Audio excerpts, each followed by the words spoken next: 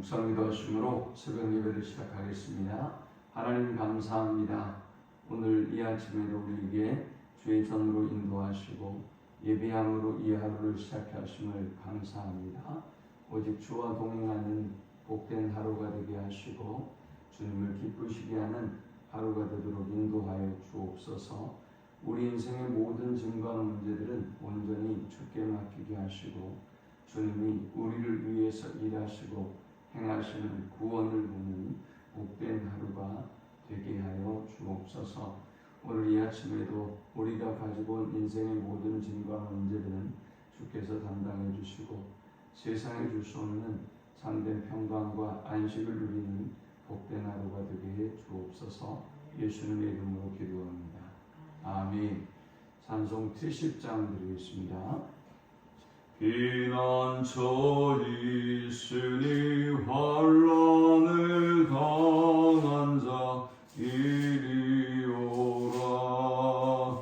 땅들이 변하고 물결이 일어나 산 위에 넘치되 두렵지 않네. 이방이 떠들고 나라들 모여서 진동하나. 우리 주 목소리 한 번만 바라면 전하의 모든 것 망하겠네. 만유주 하나님 우리를 도우니 피난처요. 세상의 난리를 그치게 하시니 세상의 장검이 쓸데없네. 높으신 하나님 우리를 구하니 할렐루야. 괴로움이 심하고 환난이 극하나 피난처 되시는 주 하나님. 아멘. 오늘 이 시간에 주시는 살아계신 하나님의 말씀은 구약성경 에스라 2장 1절에서 70절의 말씀입니다. 옛적에 바벨론 왕 느부갓네살에게 사로잡혀 바벨론으로 갔던 자들의 자손들 중에서 노임을 받고 예루살렘과 유다도로 돌아와 각기 각자의 성읍으로 돌아간 자, 곧 수룹바벨과 예수아와 느헤미야와 스라야와 르엘라야와 모르드게와 빌산과 미스발과 비그웨와 르홈과 바하나 등과 함께 나온 이스라엘 백성의 명수가 이러하니 바로스 자손이 2172명이요 스바다 자손이 372명이요 아라 자손이 775명이요 하핫 모압 자손 곧 예수아와 요압 자손이 2812명이요 엘람 자손이 1254명이요 사뚜 자손이 945명이요 삭게 자손이 760명이요 바니 자손이 642명이요 부베 자손이 623명이요 아스가 자손이 1222명이요 아도니감 자손이 666명이요 비구의 자손이 2056명이요 아딘 자손이 454명이요 아델 자손 곧 히스기야 자손이 98명이요 베세 자손이 323명이요 요라 자손이 112명이요 하순 자손이 223명이요 깃발 자손이 95명이요 베들레헴 자손이 123명이요 느도바 사람이 56명이요 아나드 자손이 128명이요 아스마웻 자손이 42명이요 기랴다림과 그비라와 브에롯 자손이 743명이요 라마와 게바 자손이 621명이요 믹마스 자손이 122명이요 베델과 아이 사람이 223명이요 느보 자손이 52명이요 막비스 자손이 156명이요 다른 엘람 자손이 1254명이요 하림 자손이 320명이요 로드와 하딥과 오너 자손이 725명이요 여리고 자손이 345명이요 스나 자손이 3630명이었더라. 제사장들은 예수와의 집 여다야와 자손이 973명이요 임멜 자손이 1052명이요 바술 자손이 1247명이요 하림 자손이 1017명이었더라.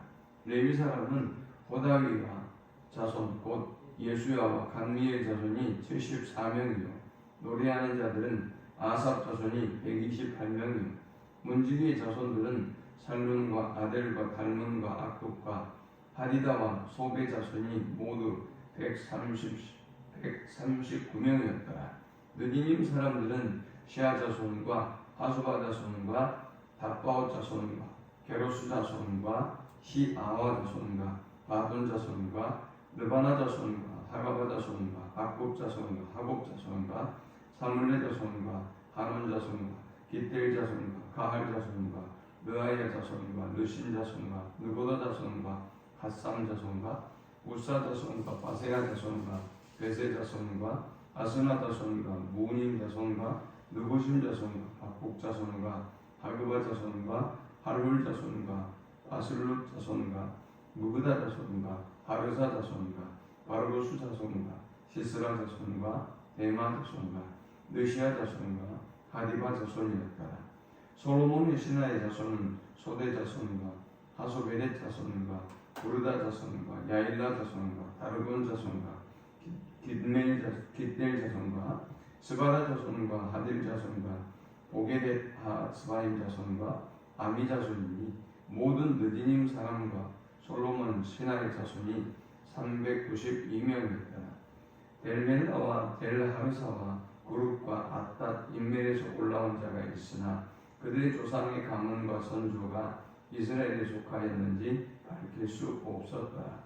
그들은 들라야 자손과 도비야 자손과 느고다 자손이라 모두 652명이요 제사장 중에는 하바데 자손과 하코스 자손과 바르실레 자손이니 바르실레는 길르앗 사람 바르실레의 딸 중에 한 사람을 아내로 삼고 바르실레의 이름을 따른 자라. 이 사람들은 계보 중에서 자기 이름을 찾아도 얻지 못하므로 그들을 부정하게 여겨 제사장의 직분을 행하지 못하게 하고 방백이 그들에게 명령하여 우림과 둠밈을 가진 제사장이 일어나기 전에는 지성물을 먹지 말라 하였느니라. 온 회중의 합계가 42,360명이요 그 외에 남종과 여종이 7,337명이요 노래하는 남녀가 200명이요 말이 736이요 노새가 245요 낙타가 435요 나귀가 6,720이었더라. 어떤 족장들이 예루살렘에 있는 여호와의 성전터에 이르러 하나님의 전을 그곳에 다시 건축하려고 예물을 기쁘게 드리되 힘 잘하는 대로 공사하는 금고에 드리니 금이 61,000다락이요 은이 5,000나니로 제사장의 옷이 100벌이었더라. 이에 제사장들과 레위 사람들과 백성 몇과 노래하는 자들과 문지기들과 느디님 사람들이 각자의 성읍에 살았고 이스라엘 무리도 각자의 성읍에 살았더라. 아멘. 자, 우리는 지난 에스라 1장에서 하나님께서 어떻게 이스라엘 백성을 바벨론 포로 생활들 가운데서 구원하시고 인도해 내셨는지를 살펴보았습니다. 사실 그들의 힘으로는 도저히 돌아올 방법이 없었어요.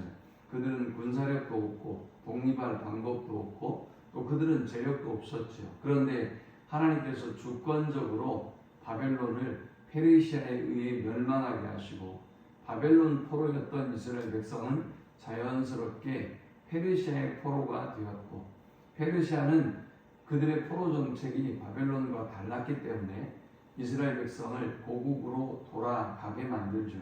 그리고 고국으로 돌아가서 그들이 가장 잘할 수 있는 산업을 일으켜서 이스라엘 백성은 그저 페르시아의 세금만 내게 되도록 만들었던 것입니다. 그것이 페르시아의 국익을 위해서 유익했기 때문이죠. 그런데 사실 놀랍게도 이 배후에는 하나님의 손길이 계셨습니다. 하나님이 페르시아 왕 고레스의 마음을 감동하셔서 싸우지도 않고 어떤 무력적인 충돌도 없이 하나님이 그들의 마음을 감동하셔서 너무나 자연스럽게 그들의 지원 속에서 그들의 보호 속에서 이스라엘이 다시 예루살렘으로 돌아오고 이스라엘을 재건하고 회복할 수 있었던 것입니다.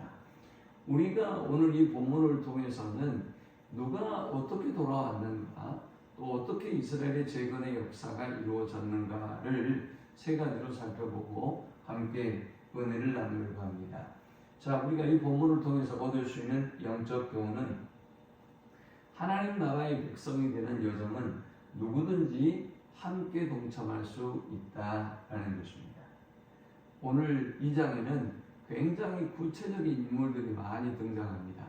어떤 지파가 몇 명이고 누가 왔으며 지도자는 누구인지 아주 상세하게 소개하고 있어요. 자, 그렇게 하는 이유가 무엇일까요?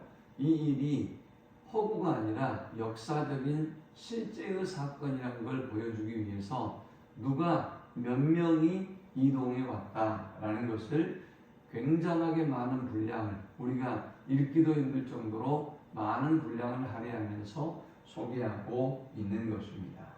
먼저 1절부터 2절에 보면 지도자 12명이 등장하고 있습니다.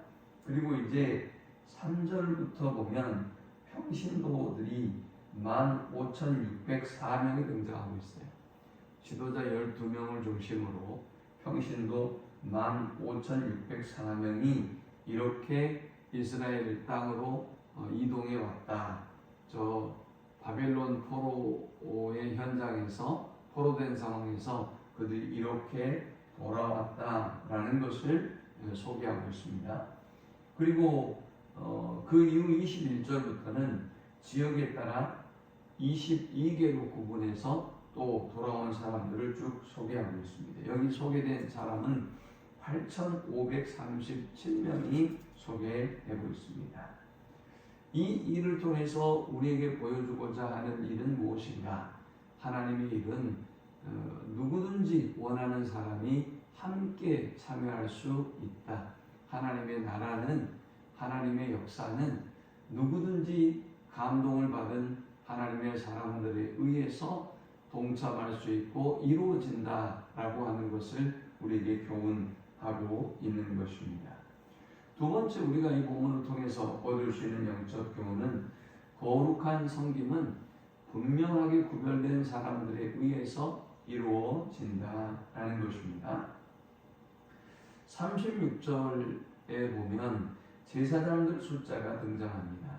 제사장의 숫자는 4,289명이었습니다. 자, 그런데 이에 반해서 레위인은 훨씬 숫자가 적어요.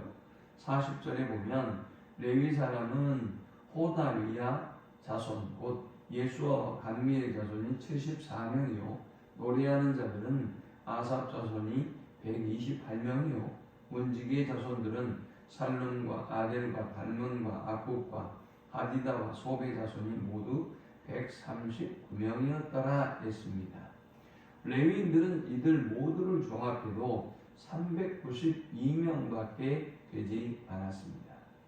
원래 레위 사람들은 이름도 없이 빛도 없이 보이지 않게 제사를 돕는 자들이죠. 예배를 돕는 역할을 했어요. 그러니 이 사람들은 이름도 없이 빛도 없이 섬기는 사람이죠.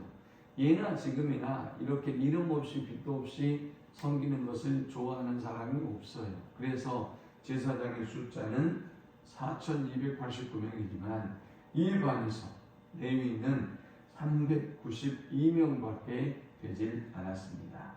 항상 누가 보든지 보지 않든지 간에 그것이 우리가 보기에 귀한 일로 보이든 아니든지 간에 가장 어두운 것, 또 가장 연약해 보이는 일, 또 가장 인정받지 못하는 그 일에 동참하고 힘쓰는 우리 모두가 될 수 있기를 축원합니다. 자, 그런데 이에 반해서 제사장의 숫자는 너무나 많았다고 했죠. 이 제사장들의 숫자가 많자 유대 공동체는 진짜와 가짜를 가려내는 작업을 했습니다. 계보가 불분명한 사람들이 분명히 있었단 말이죠. 이들을 갈라내서 진짜와 가짜를 구별하는 작업을 했던 것입니다. 이것은 굉장히 중요한 일이기 때문에 그리했다는 것이죠. 그래서 62절에 보니까 이 사람들은 계보 중에서 자기 이름을 찾아 얻지 못함으로 그들을 부정하게 여겨 제사장의 직분을 행하지 못하게 하고 방백이 그들에게 명령하여 우림과 둠밈을 가진 제사장이 일어나기 전에는 지선물을 먹지 말라 하였느니라 했습니다. 이렇게 족보를 쭉 써내려가고 계파별로 정리를 하는 이유 중에 중요한 이유는 진짜와 가짜의 제사장을 가려내는 일이었어요. 족보에 없는 사람들도 있었던 것이죠. 그런데 족보에 없다고 무조건 빼버리지는 않았습니다. 우림과 둠밈이라고 하는 그런 방법을 통해서 진짜와 가짜를 가려내고 그리고 진짜 성결된 사람들에 의해서 하나님 앞에 제사의 직무를 담당하도록 했던 것입니다. 그래서 새로운 이스라엘의 재건을 위해서 아무나 누구든지 동참할 수 있었지만 그러나 제사라고 하는 굉장히 중요한 일에 있어서만은 성별의 작업을 거쳤던 것입니다. 거룩한 성경을 위해서는 분명히 구별된 사람들을 구별하고 그들을 통해서 이 일을 이루어 갔던 것입니다. 마지막 세 번째 우리가 이 본문을 통해 얻을 수 있는 영적 교훈은 힘 잘하는 대로 기쁨으로 드리는 헌신을 통해서 하나님의 새로운 역사가 시작된다라는 것입니다.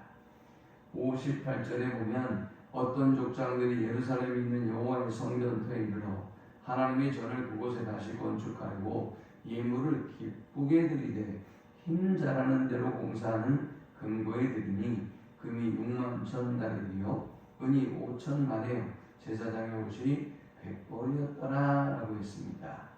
모든 우리들이 함께 참여했지만 이 하나님의 나라를 위해서 예루살렘의 재건과 성전의 재건을 위해서 사람들은 기쁨으로 드렸고 힘 잘하는 대로 이 일에 동참함으로 하나님의 역사가 이루어졌던 것입니다.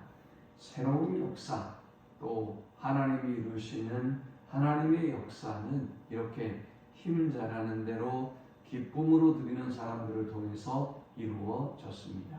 이 말씀을 기억하면서 우리도 기쁨으로 하나님 앞에 헌신하고 또 힘 잘하는 대로 자원하여 하나님 앞에 헌신함으로 하나님이 기뻐하는 하나님의 일을 이루어가는 우리 모두가 되실 수 있기를 축원합니다.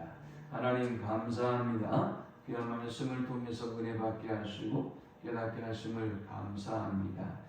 하나님의 일에 하나님의 새로운 역사에 우리가 기쁨으로 자원하는 마음으로 동참하고 하나님께 영광을 돌리는 저들이 되게 하여 주옵소서. 예수님의 이름으로 기도합니다.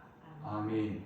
지금은 우리 주 예수 그리스도의 크신 은혜와 성부 하나님의 극진한 사랑과 성령의 인도보호 교통 충만케 하시니 자원함으로 기쁨으로 하나님의 일에 동참하여 하나님께 영광 돌리는 삶을 살기를 소망하는 모든 주의 백성들의 머리 위에 이제부터 영원토록 함께 있을지어다.